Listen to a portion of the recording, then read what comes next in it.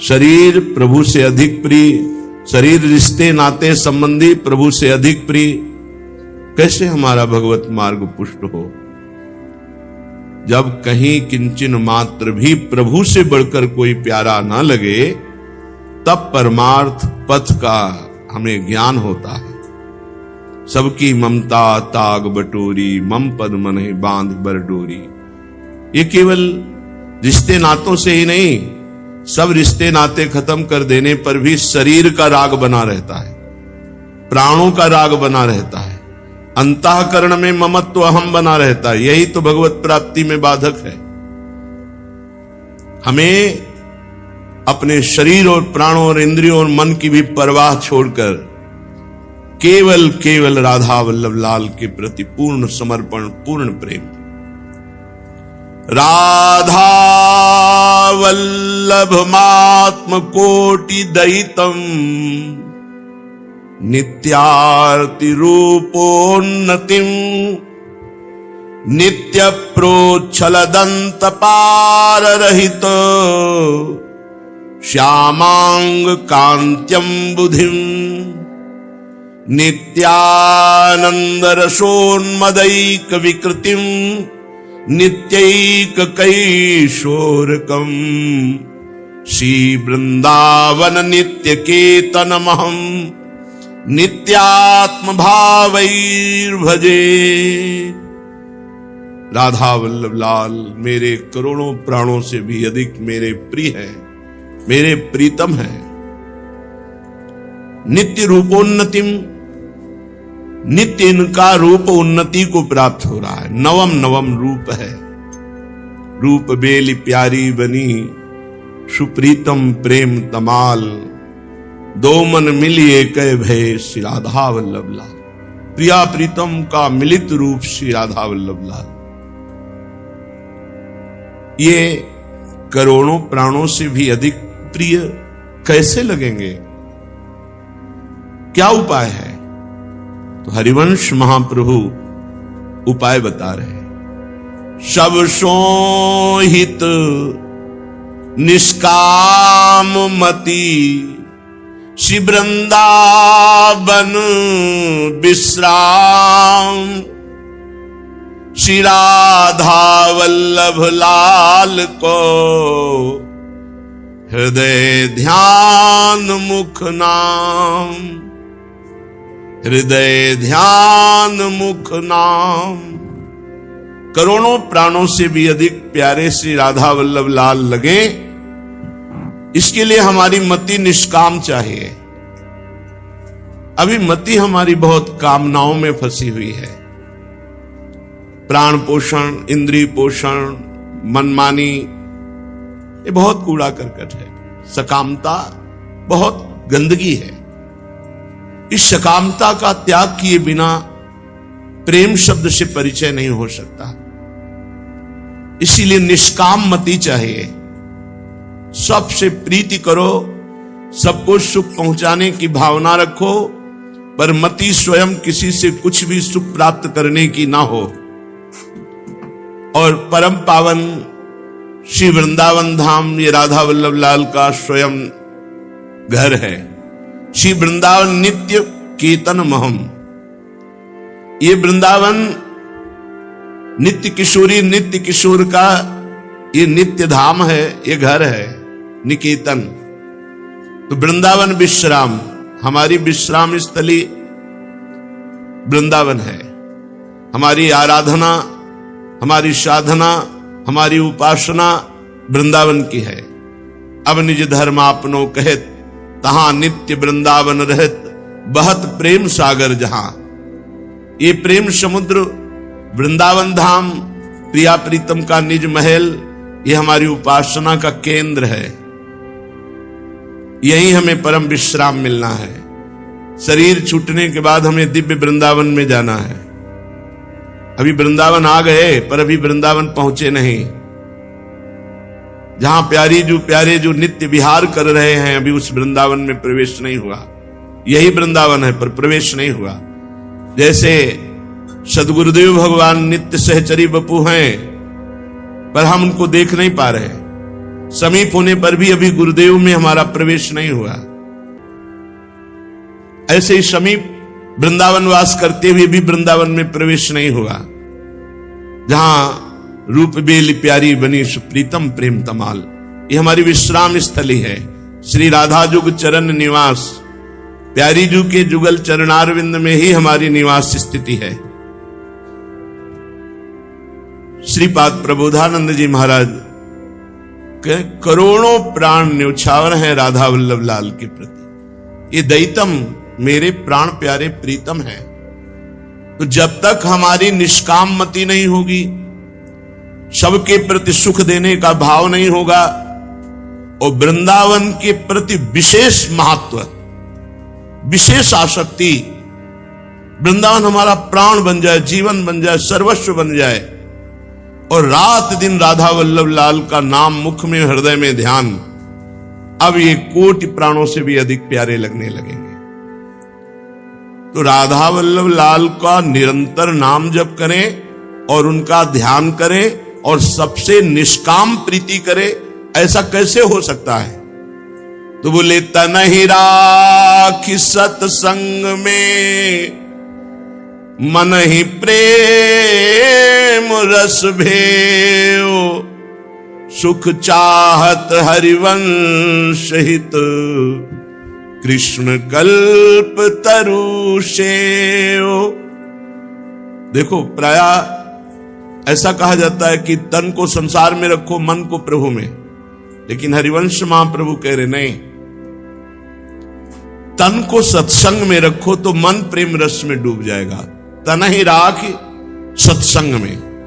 तन का सत्संग क्या होता है? सत्संग तो श्रवणेंद्रिय से सुनते हो, मन मनन करता है, लेकिन तन का सत्संग क्या होता है? तन के द्वारा हमारा कोई भी पापाचरण नहीं होना चाहिए, कुसंग नहीं होना चाहिए शरीर का। खास बात महापुरुषों की आंतरिक शब्द का भावार्थ समझना है। तनहि राख सत्संग में, तो आपको शब्दार्थ लगेगा कि शरीर से जाके सत्संग में बैठ गए तो महाप्रभु की आज्ञा का पालन होगा तनहि राख सत्संग में, ऐसा नहीं। आंतरिक भाव है कि 24 घंटे, पूरे महीने, पूरे साल, पूरे जीवन शरीर से कुसंग ना होने पावे, असत आचरण शरीर से ना होने पावे। ये खास बात है। तनहि राख सत्संग में, अगर तन को आपने सत्संग में निरंतर रख लिया, अर्थात पापाचरण नहीं होने पाए, धर्म विरुद्ध आचरण नहीं होने पाए, तो मन आपका प्रेम में डूब जाएगा। उसके लिए प्रयास नहीं करना है। तनहि राख सत्संग में, तो मन ही प्रेम रस भेव। जब सत आचरण होंगे तो उसके पहले सद विचार होंगे, तो सद विचार और सद आचरण ये मन को सत मार्ग में ले जाएंगे, और सत मार्ग का मनन करने वाला मन प्रेम में डूबने लगता है, पवित्र हो जाता है। निर्विकार मन ही प्रेम में डूबता है। सुख चाहत हरिवंश हित, कृष्ण कल्पतरु शिव। कृष्ण की कल्पतरु कौन है? श्री श्यामाजू, जो कृष्ण की भी कामनाओं की पूर्ति करने वाली है, वो लाडली जो है। कृष्ण कल्पतरु सेव। श्री राधा चरणारविंद की प्रधानता रखकर युगल सेवा में तत्पर रहो, तो तुम परम सुख को प्राप्त हो जाओगे। तुम्हारे नेत्रों के सामने झलकने लगेगा, निकसी कुंज ठाढ़े भय, भुजा परस्पर अंश, श्री राधा वल्लभ मुख कमल, निरखि नयन हरिवंश। यदि सबसे निष्काम भावना है, सबको सुख पहुंचाने का भाव है, वृंदावन प्राण जीवन सर्वस्व हो गया है, मुख में राधा वल्लभ का नाम, हृदय में ध्यान है, शरीर से सद आचरण है, तो मन प्रेम रस में, और प्रेम रस का मूल राधा चरणारविंद, राधा चरणारविंद की सेवा है, तो ये झलकने लगेगा। निकसी कुंज ठाढ़े भये, भुजा परस्पर अंश। आपको दिखाई देगा कुंज द्वार पर पधार रहे हैं श्री प्यारी जू, प्यारे जू। गौर श्याम अभिराम रंग भरे, लटक लटक पग धरत अवनि पर। निकस कुंज ठाढ़े भये, भुजा परस्परंस, श्री राधा वल्लभ मुख कमल, निरख नयन हरिवंश। राधा वल्लभ मात्म कोटि दयितम, नित्यार्ति रूपोन्नतिम, नित्य प्रोच्छल दंत पार रहितं, श्यामांग कांत्यम बुधिम।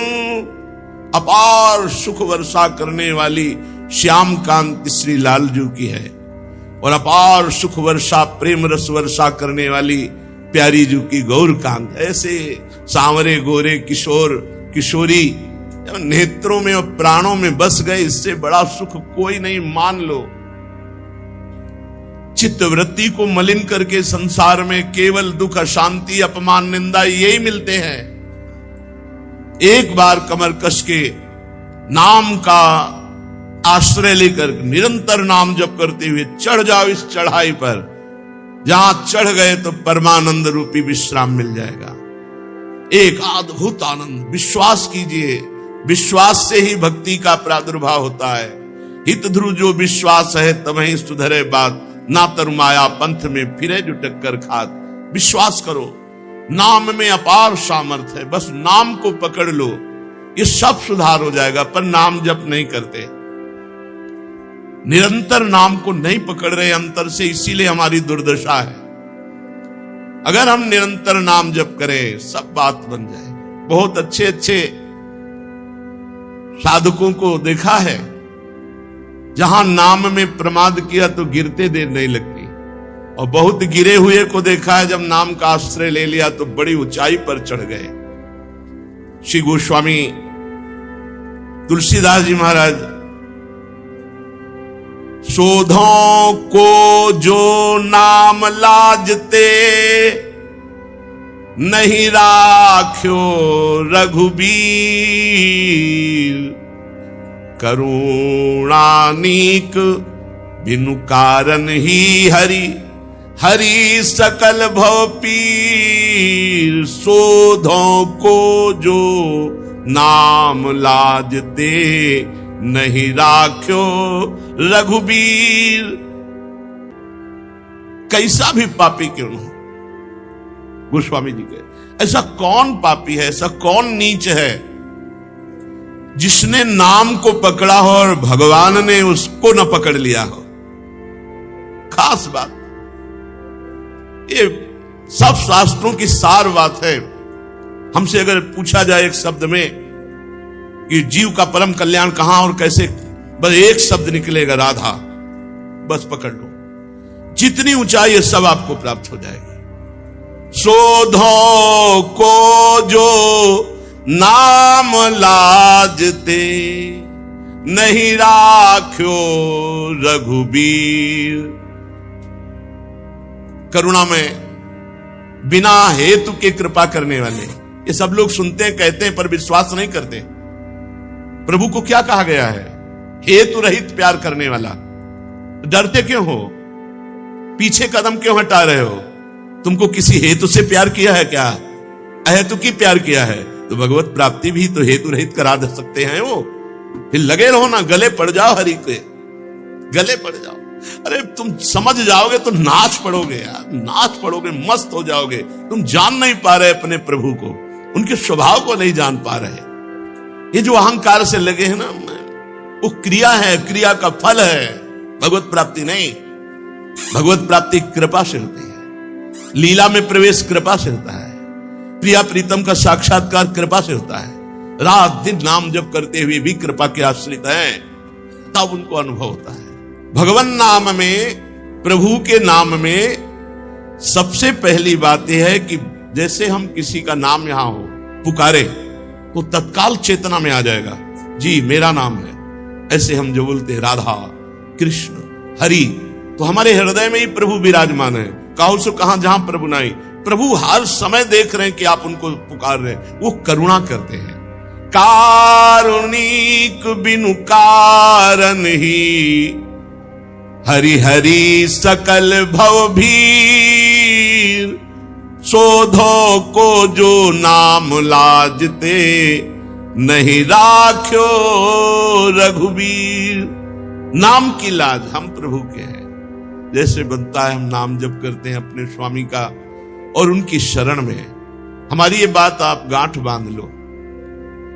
भगवान बिना हेतु के आप पर कृपा किया है। आपके लक्षण देख के नहीं, आपकी तपस्या देख के नहीं, आपकी साधना देख के नहीं। आपकी साधना तपस्या उनके देखने से शुरू हुई है।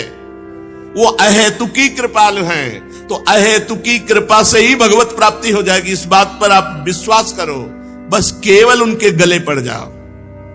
गले पड़ जाने का मतलब है मन वचन कर्म से मैं जैसा भी हूं आपका हूं। अगर वो ब्रह्म ऋषि महात्मा न बन जाए तो मुझे बताना, क्योंकि भगवान के वचन है करो सद्य ते साधु समाना। मैं उसे सद्य माने होता शीघ्र, उसे शीघ्र ही महात्मा बना दूंगा। जो नर होए चराचर द्रोही, आवे सभय सरन तक मोही।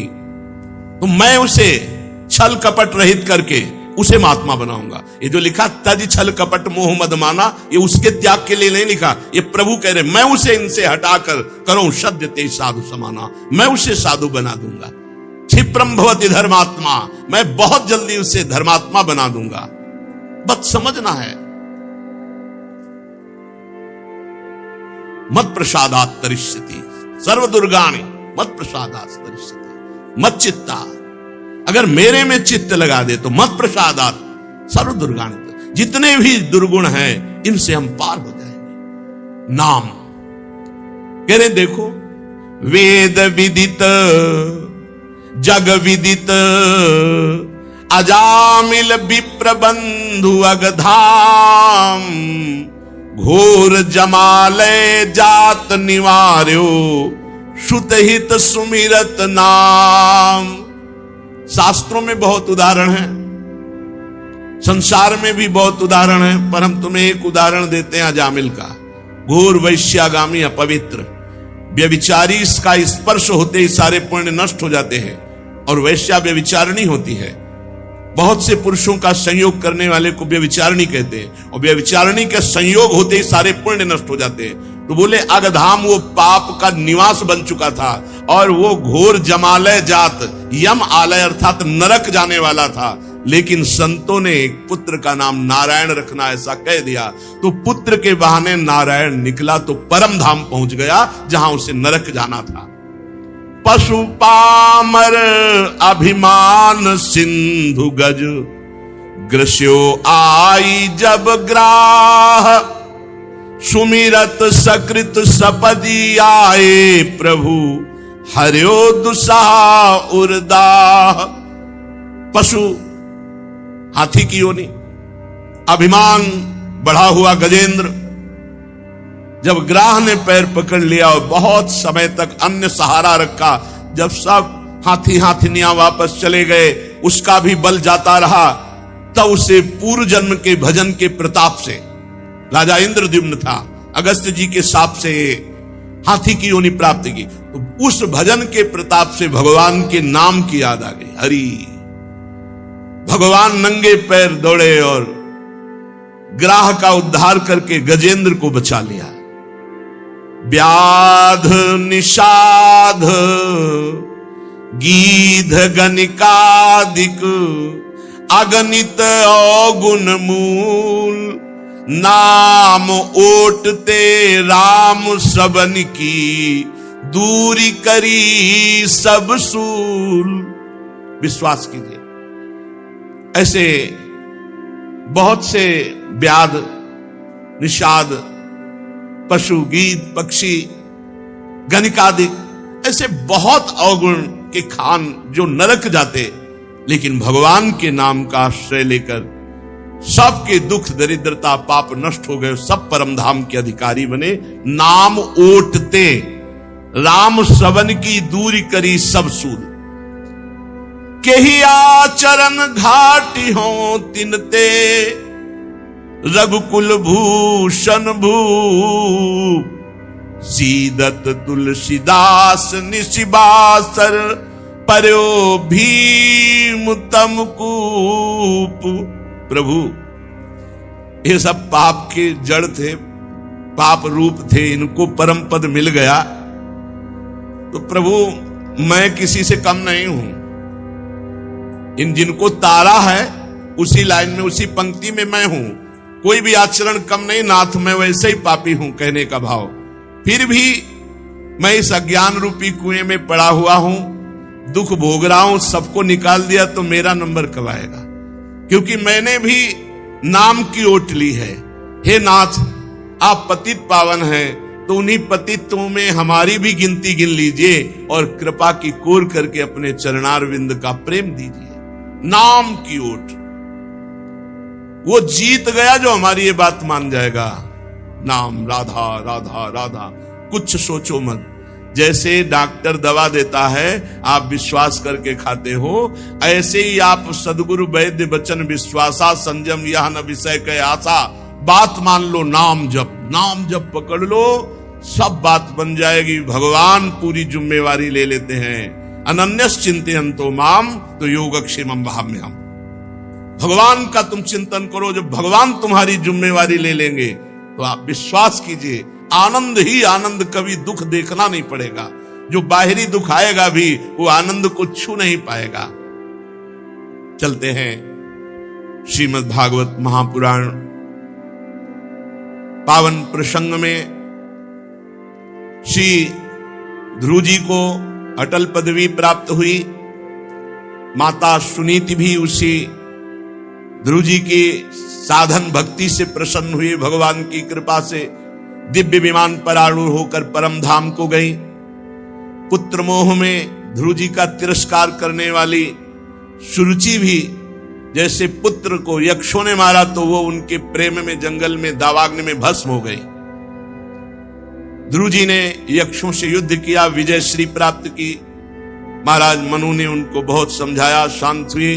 कुबेर जी ने उनको वरदान दिया कि सदैव तुम्हारे हृदय में भगवान की अखंड स्मृति जागृत रहे।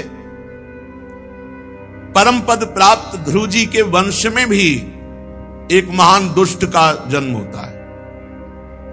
ये बड़ी विचित्र लीला है। जहां ऐसे महाभागवत ध्रुव जी, आगे चलकर उनके वंश में आता है। ध्रुव जी के पुत्र जो उत्कल जी थे, ध्रुव जी के परम धाम के बाद उनका अभिषेक किया गया। पर ये इतने बड़े महापुरुष थे कि ध्रुव जी ने तो अटल पदवी प्राप्त की और इन्होंने स्थिति प्राप्त की। घृणा हो गया राज्य से। जिस राज्य का 36,000 वर्ष तक सिंहासन में बैठकर ध्रुव जी ने पालन किया, इनको 36 दिन भी अच्छा नहीं लगा। उतर गए सिंहासन से और कहा मुझे नहीं चाहिए राजपाट। और ऐसी आत्मस्थिति श्री सुखदेव जी वर्णन करते हैं। निरंतर भजन के प्रभाव से वासना रूपी मल का नाश हो जाना और अखंड स्वरूप में स्थित हो जाना, ये महाराज उत्कल का हो गया। अखंड स्मृति भजन के प्रभाव से शुद्ध आत्मबोध को प्राप्त हो गए। आनंदमय सर्वत्र प्रशांत ब्रह्म की अनुभूति। सिंहासन को छोड़ दिया और मूर्खों की भांति गली में पड़े रहना, जो कोई कुछ दे दे तो खा लेना, कुछ उपदेश नहीं करना, पागलों का जैसा व्यवहार करना। बड़े बूढ़े मंत्रियों ने पागल घोषित कर दिया। यद्यपि वो प्रशांत ब्रह्म स्थिति को प्राप्त, जैसे जड़ भरत जी की, ऐसी उत्कल जी की स्थिति। इसलिए वो सर्वस्व त्याग कर अपने आत्मस्वरूप में स्थित पागलों जैसी रहने में। तो फिर बड़े बूढ़े और मंत्रियों ने भ्रमी पुत्र वत्स को राजा बनाया। 2 पत्नियां थी जी महाराज ध्रुव के। दूसरी पत्नी से जो उसको राजा बनाया। कई इनकी संतानें हुई। आगे चल करके उल्मुख नाम के राजा हुए, जिनसे पुष्करणी पत्नी से महाराज अंग, सुमना, ख्याति, क्रतु, अंगिरा, ये 6 पुत्र हुए। अंग जी की पत्नी का नाम सुनीता था। ये अधर्म पक्ष से आई हुई थी। इसी से क्रूर कर्मा महान अपराधी दुष्ट स्वभाव वेन का जन्म हुआ। पिता ध्रुजी के वंश के और माता अधर्म के पक्ष की, तो पुत्र अधार्मिक हुआ, बड़ा ही दुष्ट, भगवान की निंदा करने वाला, धर्म विरुद्ध आचरण करने वाला। महाराज बड़े धर्मात्मा थे अंग जी। उन्होंने जब देखा, छोड़ दिया नगर और भजन के लिए निकल गए। ये समझेगा नहीं पुत्र। मुनियों ने जब देखा कि हमारे राज्य पर बड़ा दुष्ट वेन का अत्याचार हो रहा है, तब जाके हुंकार मात्र से उसे मार डाला वेन को। फिर देखा कि अब राजा कौन बनेगा, तो उन्हीं की भुजाओं के मंथन से महाराज पृथु को प्रकट किया। विदुर जी ने पूछा, ब्राह्मण महाराज अंग तो बड़े सील संपन्न साधु स्वभाव और ब्रह्म ऋषियों की आराधना करने वाले थे, उनका पुत्र दुष्ट कैसे हो गया? पिता इतने बड़े धर्मात्मा, तो पुत्र कैसे दुष्ट हो गया? इतना दुष्ट कि उनको नगर छोड़कर वनवास करना पड़ा। और राजदंडधारी वेन का क्या अपराध कि परम दयालु मुनीश्वरों को क्रोध आया और उन्होंने मार डाला। इसलिए हम ये चरित्र विस्तार से सुनना चाहते हैं। मैत्रेय जी ने कहा, विदुर जी, एक बार राजर्षि अंग अश्वमेध यज्ञ का अनुष्ठान किया, लेकिन जो ही आहुति दी तो कोई देवता नहीं आया। ऋतुजों ने विस्मित होकर कहा कि राजन, हम जो आहुतियां दे रहे हैं वो बड़ी शुद्ध हैं, कोई अपवित्र नहीं, और जो हम मंत्र बोल रहे हैं बड़े सामर्थ्यशाली हैं। हमारे जितने ब्रह्म ऋषि सब सामर्थ्यशाली हैं, पर कोई भी देवता आहुति स्वीकार नहीं कर रहा। ऋतुजों की बात सुनकर यजमान अंग को बहुत दुख हुआ। उन्होंने कहा कि ऐसा क्यों हो रहा है? तो उन्होंने कहा, आपके पुत्र नहीं इसलिए। देखो, जिनके पुत्र नहीं हैं, भगवान के भजन में चित्त को जोड़ करके जीवन भगवान को अर्पित कर दो, तो सब दुखों से मुक्त होकर भगवत प्राप्ति हो जाएगी। यदि भजन नहीं किया तो फिर बड़े गृहस्थ धर्म में नियम है शास्त्रीय, जिस गृहस्थ में रहते हुए भजन नहीं किया और पुत्र नहीं हुआ और धर्मयुक्त पुत्र नहीं हो, तो उसे पुत्र नाम की नरक की प्राप्ति होती। भगवान का भजन सब ऋणों से मुक्त कर देता है। यजमान अंग बड़े उदास हो गए कि पुत्र ना होने के कारण यज्ञ भाग देवता नहीं स्वीकार कर रहे, मेरा क्या अपराध? तो उनका इस जन्म का तो अपराध नहीं महाराज, लेकिन पूर्व जन्म का अपराध है, जिसके कारण आपको पुत्र नहीं प्राप्त हुआ। तो उनका तो पूर्व जन्म के अपराध को नष्ट करने के लिए पहले यज्ञ करो, तो हमारे पुत्र हो जाए वो अपराध जो बाधा कर रहा है। तो उनका हाँ, यदि आप पुत्र की कामना से यज्ञेश्वर भगवान की आराधना करें तो अपराध भी नष्ट हो जाएगा, पुत्र भी प्राप्त हो जाएगा। और जब भगवान का आह्वान करोगे तो देवताओं को अपने आप आ जाना पड़ेगा, इसलिए पहले यज्ञेश्वर भगवान श्री हरि की आराधना करो। राजांग ने जैसा जैसा जजमान को प्रेरित किया गया पुरोहितों द्वारा, वैसा राजांग ने किया। जब यज्ञ पूर्ण होने का समय हुआ तो अग्नि कुंड से सोने का हार पहने हुए एक दिव्य पुरुष प्रकट हुआ, स्वर्ण पात्र में खीर लिए हुए, और उदार बुद्धि राजा अंग ने याजकों की अनुमति से वो खीर अपनी अंजलि में ली और सूंघकर प्रसन्नता पूर्वक अपनी पत्नी को दी। अब वो पत्नी उस खीर को खाए, पर पत्नी जो थी वो अधर्म के वंश में उत्पन्न हुई, वृत्ति उनकी वही थी। ध्यान देने का विषय है, इसलिए उनका पुत्र अधार्मिक हुआ। अगर माता गर्भवती है और जैसे विचार परायण है वैसे ही पुत्र पर संस्कार पड़ेंगे। बड़ी अच्छी पद्धति से खीर प्रकट हुई यज्ञ से, परम पवित्र महाराज अंग। लेकिन सुनीता जी अधर्म की वंश में उत्पन्न हुई, तो वो जो वृत्ति है उसी का प्रभाव पड़ा कि पुत्र बहुत ही दुष्ट स्वभाव का हुआ। पिता बहुत ही धर्मात्मा और पुत्र बहुत दुष्ट स्वभाव का। नाम रखा गया वेन। अब जब ये बड़ा हुआ तो अपनी अवस्था वाले बालकों को जहां खेलते देखता तो गला घोंट के मार डालता। अब राजा का पुत्र किसी का बस नहीं। थोड़ा और बड़ा हुआ तो वन में जाता, कोई मतलब नहीं, लेकिन सैकड़ों हजारों पशु पक्षी सबको मारता। इतना पाप बढ़ गया कि जिसको देखता उसके ऊपर टूट पड़ता राक्षस की तरह। लोग भागते कि वेन आया, वेन, वेन आया, वेन, ऐसा कह के भागते। बड़ा निर्दयी, पशुओं की भांति गला घोट कर मार देना। कोई भी सामने पड़ जाए थर थर कांपता। वेन की ऐसी दुष्ट प्रकृति देखकर महाराज अंग ने बहुत तरह समझाया, पर जो दुष्ट स्वभाव का होता है वो सुधरता नहीं है। महाराज अंग को बड़ा दुख हुआ और वो कहने लगे, धन्य है वो गृहस्थ जिनके पुत्र नहीं है। अवश्य पूर्व जन्म में उन्होंने कोई बहुत बड़ा सुकृत किया होगा जिनके पुत्र नहीं है इस जन्म में। महाराज अंग कह रहे ये कुपूत पैदा हुआ, इससे जो मेरी दुर्गति हो रही है, मैं उनको धन्यवाद देता हूं उन गृहस्थों को जिनके पास पुत्र नहीं, वो बड़े पुण्यात्मा है, क्योंकि भगवान श्री हरि का भजन करके भगवान की प्राप्ति कर लेंगे। जिसके यहां कुपूत पैदा होता है तो माता पिता पितर सब नरक पहुंच जाते हैं, अधर्म का भागी होना पड़ता है। ओहो, ऐसी चिंता मेरे को मिली है जिसके दुख का अंत नहीं दिखाई पड़ रहा। पूरा राज्य है ऐसा दुष्ट पुत्र है, पूरी प्रजा को मार रहा है। पर बढ़िया हुआ, भगवान ने कुपूत दिया तो मुझे वैराग्य हुआ। आज मैं अभी संसार को, राज्य पाट को, घर परिवार को छोड़कर भगवान की आराधना के लिए वन को जाता हूं। और ऐसा सोचकर रात में उठे और गृहस्थी से विरक्त होकर के वनवास में निरंतर भगवान का भजन करते हुए शरीर छोड़कर भगवान को प्राप्त हुए।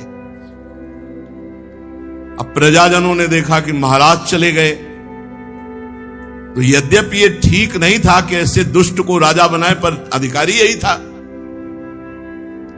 बहुत खोजा महाराज को लेकिन नहीं पाया। मुनियों को बुलाया गया। मुनियों ने देखा ये तो बहुत उच्छृंखल और दुष्ट स्वभाव का है, पर माता सुनीता बार बार कह रही थी राजा हमारा ही पुत्र बनेगा। तो वेन को चक्रवर्ती सम्राट पर अभिषिक्त कर दिया गया। अब वेन वैसे ही पहले दुष्ट था, चक्रवर्ती सम्राट, 8 लोकपालों की ऐश्वर्य कला उसमें प्रकट हो गई, राजा में भागवतिक शक्ति आ जाती है। अब तो अभिमानवश वो बड़े बड़े महापुरुषों का भी अपमान करने लगा।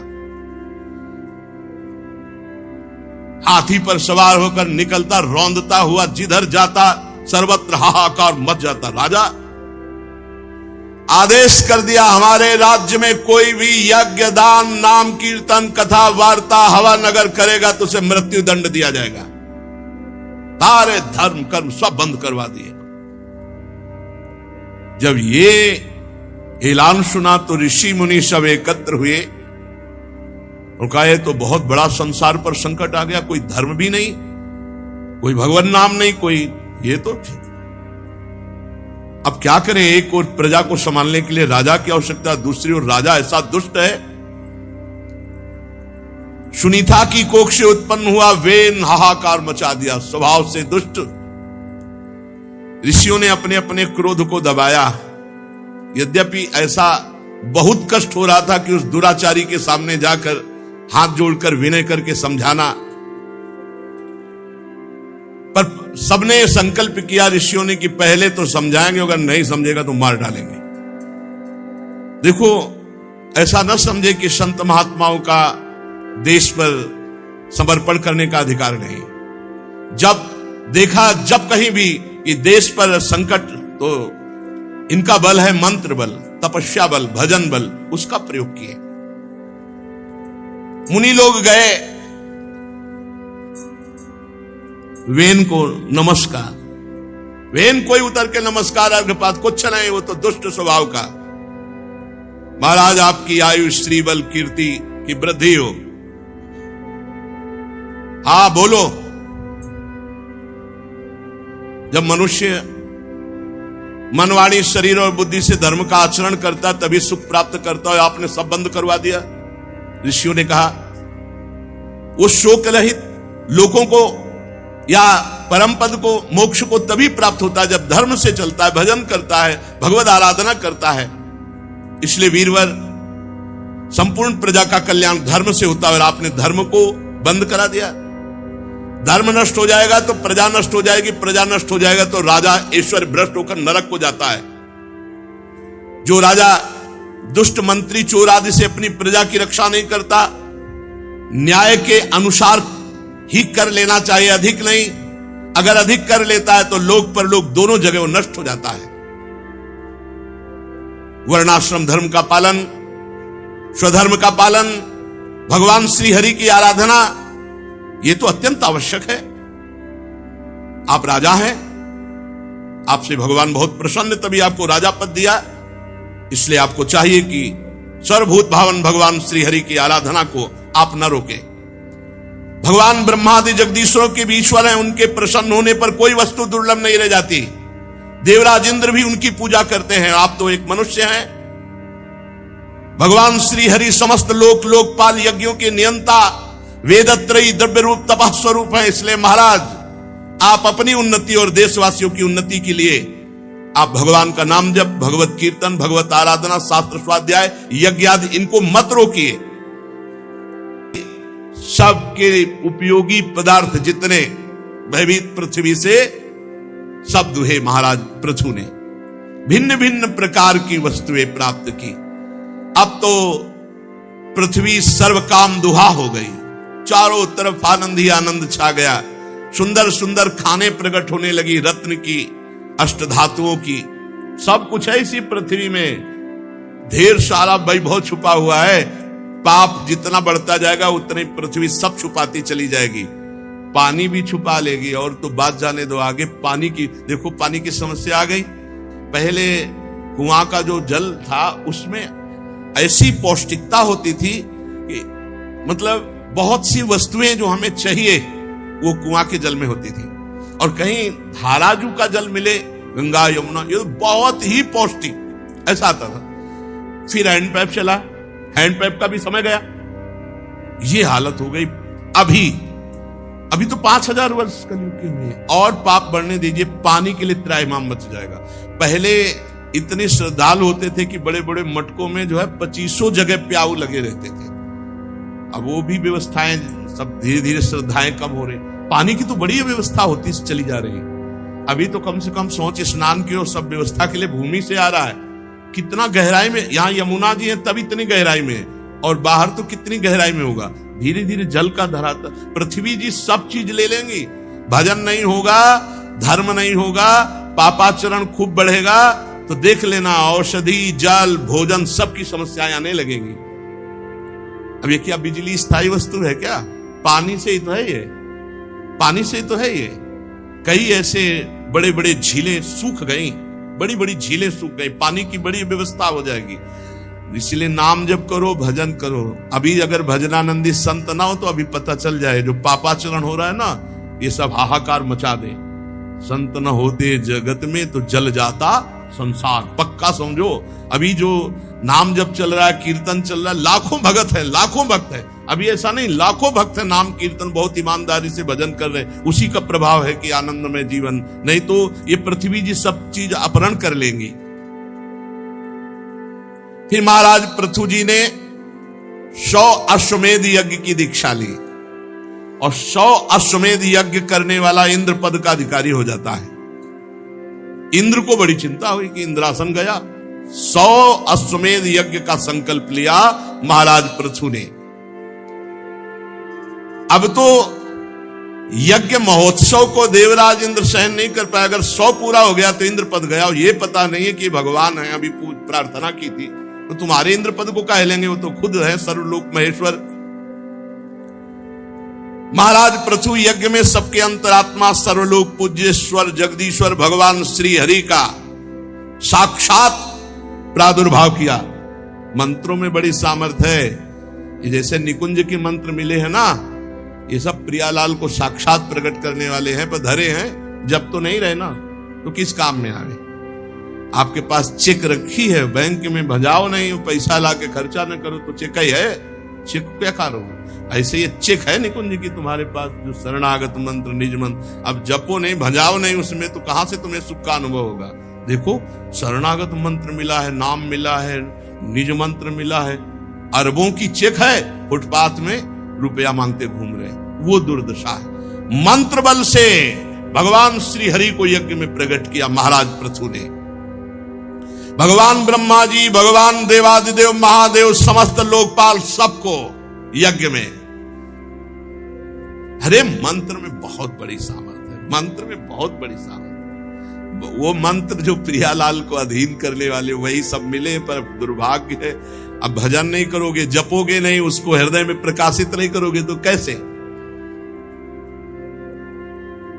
महाराज पृथु एकमात्र भगवान श्री हरि की कृपा का लक्ष्य रख करके यज्ञ कर रहे थे। बड़ा उत्कर्ष हुआ। देवराज इंद्र को बहुत घबराहट पैदा हुई कि यज्ञ में विघ्न डालना चाहिए, नहीं अगर ये पूरी यज्ञ हो गई तो ये इंद्र पद ले लेंगे, उसको ये डर बना रहता है। प्राय अगर कोई सही ढंग से जहां भजन शुरू करता है बस वो परेशान हो, देवराज इंद्र परेशान हो जाते हैं, कहीं हमारा पद न ले ले। बहुत प्यारा है इंद्र पद, उसको वो भेजता रहता है। स्वर्ग की अप्सराएं नहीं, पहले तो मृत्यु लोक के भेजता है, अगर उन पर कोई विजय प्राप्त कर लिया तो फिर अप्सरा आदि देवलोक, फिर उन पर भी विजय प्राप्त कर लिया तो और षड्यंत्र रचता है। पर इतना नहीं करना पड़ता है, जो एक आध थप्पड़ में गिर जाए उसके लिए ब्रह्मास्त्र संधान की जरूरत नहीं पड़ती। मृत्यु लोक में ऐसे ऐसे उसी में बह जाता है प्रवाह में माया के, वो आगे नहीं। कोई बिरला ऐसा है, जैसे विश्वामित्र जी ने हिम्मत की, सब भोगों को छोड़कर भजन में लगे तो मेनका को भेज दिया। देखा कि नीचे के लोगों से तो गिरेंगे नहीं, तो मेनका को भेज दिया। अब वहां भूल गए, बहुत विचित्र भगवान के। देवराज इंद्र डरता रहता है, साधक थोड़ा सा व्रत उपवास करे कि विघ्न डालने के लिए तैयार हो जाता है। देवराज इंद्र भयभीत हो जाते हैं, उसी अनुसार भेजते। देवता गोस्वामी जी लिखे, जो ही आप सही ढंग से चलना शुरू करोगे, इंद्री द्वार झरो खन्नाना, बैठे देवता कर कर थाना, आवत देखें विषय बयारी, तुरते दे की वाड़ो भारी। तो देवता लोगों ने विचार किया कि अब कैसे विधान बने, तो उनका जरूरत नहीं है, तुम नियम लगाए रहो, हम नियम के अंतर्गत पोल पैदा कर देंगे। वहीं से इंद्रियों को भ्रष्ट करने का मार्ग। बड़ा विचित्र भगवान का। देवराज इंद्र को बड़ी घबराहट, जब कोई भगवत मार्ग में चलता है तो देवराज इंद्र को बड़ी घबराहट होती है कि ये हमारा जो है कहीं इंद्रासन न ले ले। अब जो यज्ञ का आराधन करने के लिए घोड़ा चुना गया था, तो देवराज इंद्र ने घोड़ा अपहरण कर लिया और अपहरण किया। पाखंड वेश धारण, पाखंड कहते पाप का खंड। भेष था धर्मात्मा का। देखो पाखंड का मतलब क्या होता है, भेष है धर्मात्मा का, आचरण है दुरात्मा का, उसी को पाखंडी कहते हैं, उसी को पाखंड कहते हैं। और घोड़े को लेकर के भागे तो अत्रि ऋषि की दृष्टि पड़ गई। उन्होंने महाराज पृथु के पुत्र से कहा, पकड़ो ये पाखंडी घोड़े को लिए जा रहा है। अरे खड़ा रहे दुष्ट, रुक जा। पर महाराज पृथु पुत्र ने देखा कि भेष संत का, सुंदर जटाएं, भस्म धारण किए हुए वस्त्र, साधु का, हाथ जोड़ लिया और लौट कर आए और अत्रि जी से कहा कि महाराज वो तो संत है, संत पर हम बाण नहीं चला सकते। अरे उनका संत नहीं, इंद्र है, कपटी भेष धारण करके पाखंड का वो घोड़े को अपहरण कर, अगर घोड़ा अपहरण हो गया तो यज्ञ का जो संकल्प है वो अधूरा रह जाएगा, तुम्हें तुरंत मार डालना चाहिए ऐसे पाखंडी को। अत्रि मुनि ने जब ऐसा कहा तो पृथु कुमार क्रोध में भर गए, और जब इंद्र ने देखा तो वो जैसे रावण के ऊपर जटायु टूट पड़ा हो ऐसे, तो घोड़ा छोड़ दिया और वो भेष छोड़ दिया, अंतर ध्यान हो गए। ये इसी को पाखंड कहते हैं कि हम भगवत वेश धारण किए हैं और आचरण वेश के विरुद्ध है, उसे पाखंड वेश कहते हैं। विजिताश्व नाम रखा महाराज पृथु के पुत्र का। घोड़े को यूप में बांध दिया करके, यज्ञ मंडप में जो खंभा होता है उसे यूप कहते हैं।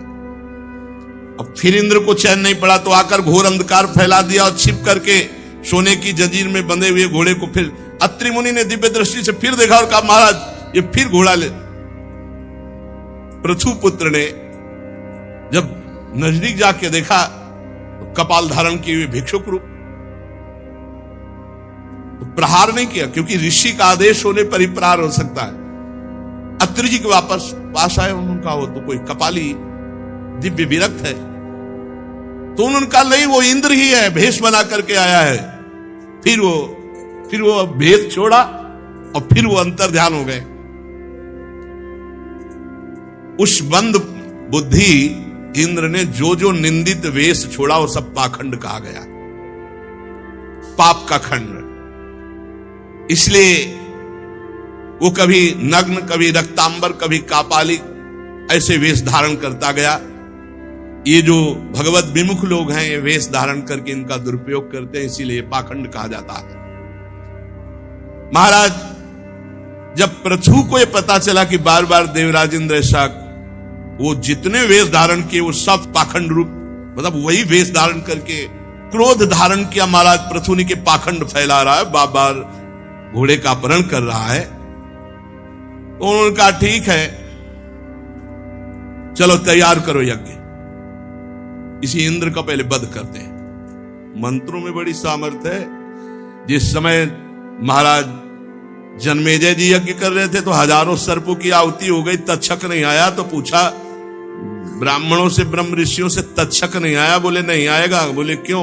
बोले देवराज इंद्र के पावे में लिपटा हुआ है। तो बोले मंत्रानुष्ठान करो, मैं देवराज के सहित इंद्र के सिंहासन सहित स्वाहा बोलो। बोले आज्ञा करो। संकल्प लिया और जो ही मंत्र उच्चारण किया तो देवराज इंद्र तो कूद गए, पर इंद्रासन सहित तक्षक चीखता हुआ आकाश में आ गया। उसी को वो आस्तिक मुनि ने दान में ले लिया, इसलिए वो बच गया। मंत्रों में बड़ी सामर्थ्य पहले थी, अब भी है, लेकिन उनको जागृत करना मुश्किल।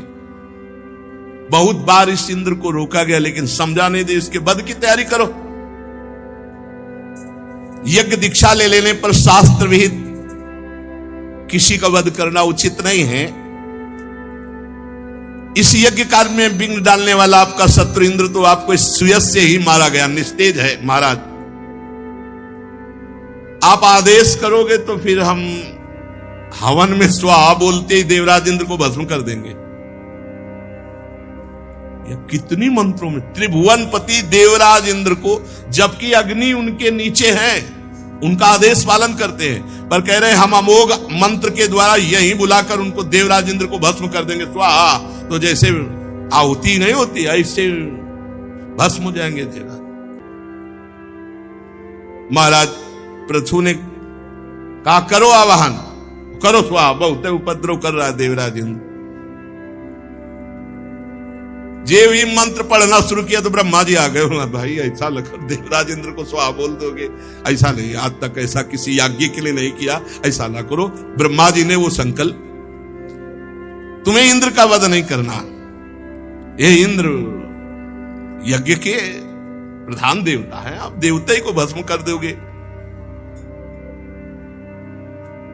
आप यज्ञ में इंद्र को जो मारना चाहते हैं वो मत मारिए। ब्रह्मा जी ने, कितनी सामर्थ्य मंत्रों, इंद्र क्या भगवान अधीन हो जाते हैं, भगवान पीछे पीछे डोलते हैं। जब मंत्र मिल गया तभी तो कहा जाता है गुरु ने जो दे दिया उससे बढ़कर हमारे पर कुछ गुरु को देने के लिए नहीं, क्योंकि गुरु ने इष्ट को अधीन करने वाला मंत्र दे दिया।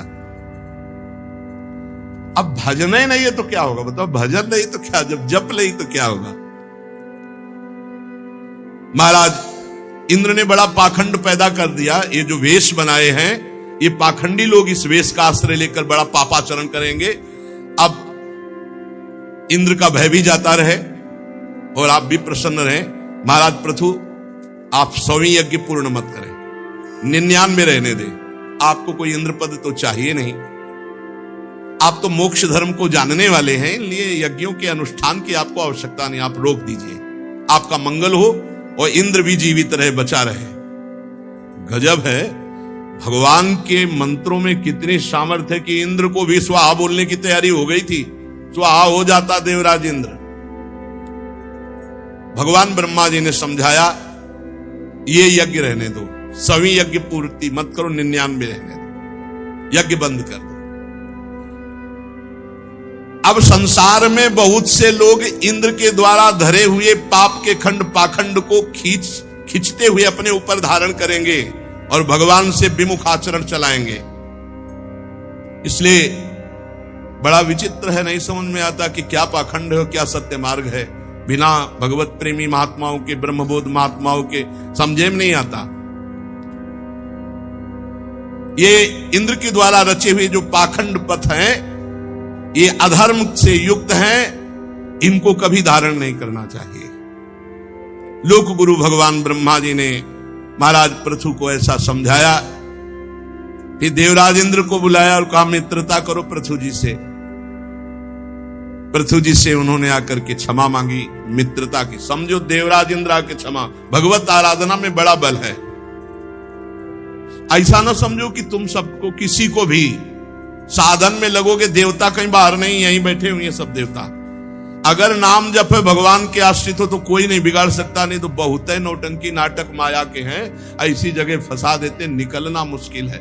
हर समय नाम पहारू दिवस निशि। हमारी प्रार्थना मान लो, हमारा सत्संग का प्रारंभ मध्य अंत, हर प्रश्न का उत्तर प्रारंभ मध्य अंत नाम है। कलयुग केवल नाम आधारा। नाम जप करोगे कोई भी आपको परास्त नहीं कर सकता। नाम जप नहीं करोगे तो बड़े बड़ों की सत प्राप्ति में वो विघ्न डालने वाले दैवी शक्तियां, देवता हैं।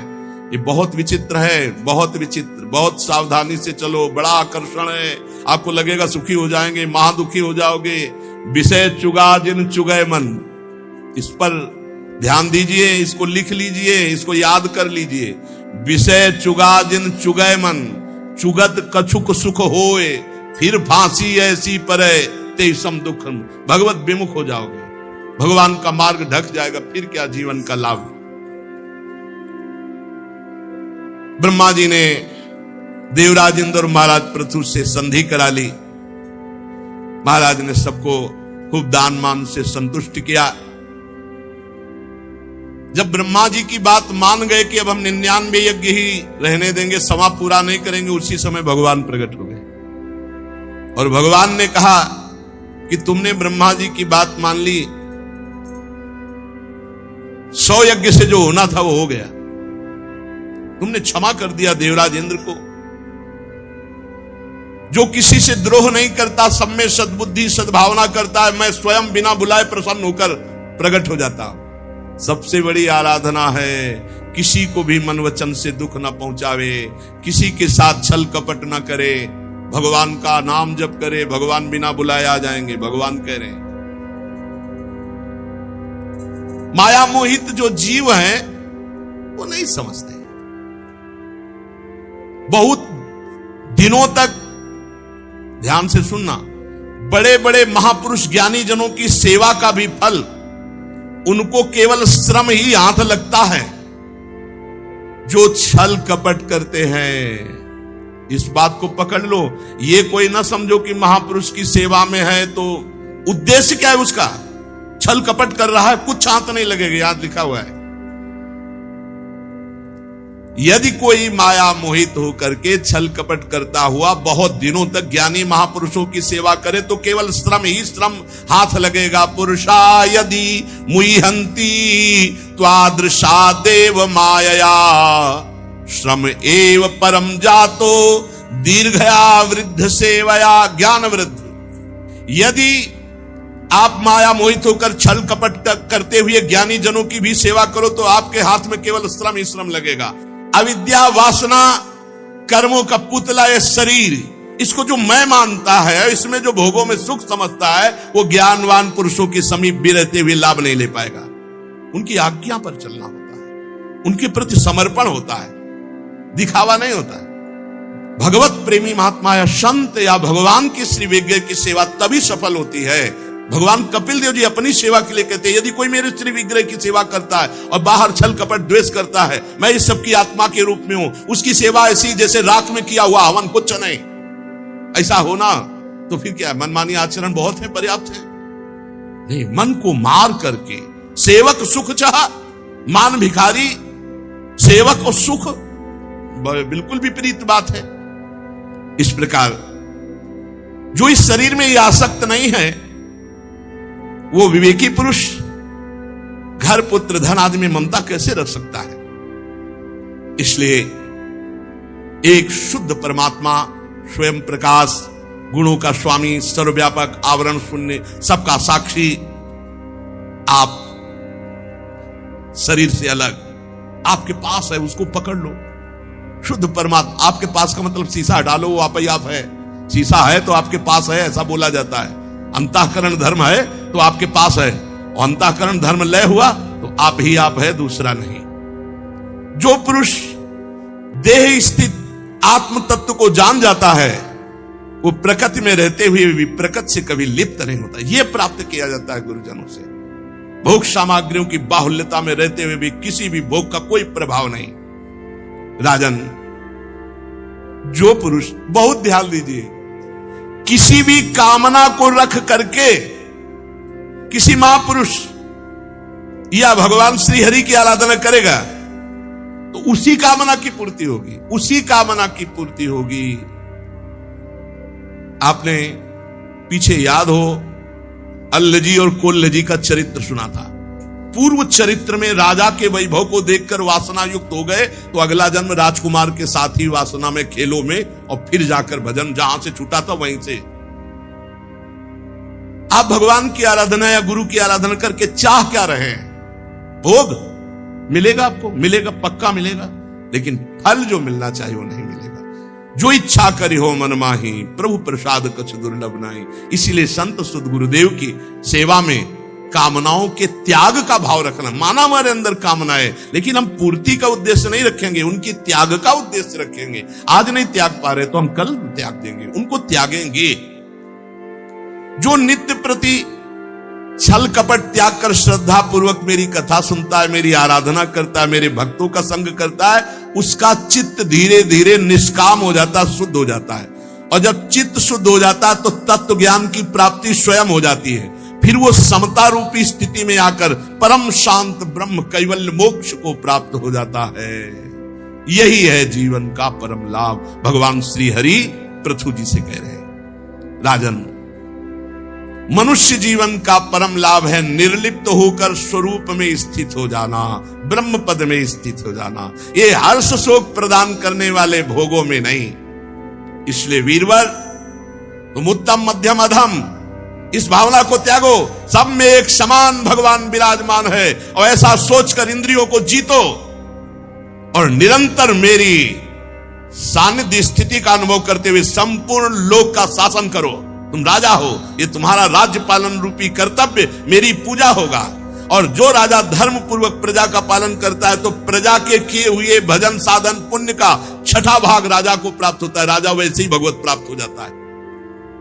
इसके विपरीत जो प्रजा के विपरीत कष्ट देता है, प्रजा की रक्षा नहीं करता, अधिक कर वसूल करता है, तो राजा का दुर्गति का कारण बनता है। प्रजा का पाप जाकर उसके ऊपर हावी हो जाता है, उसको दुर्गति कराता है।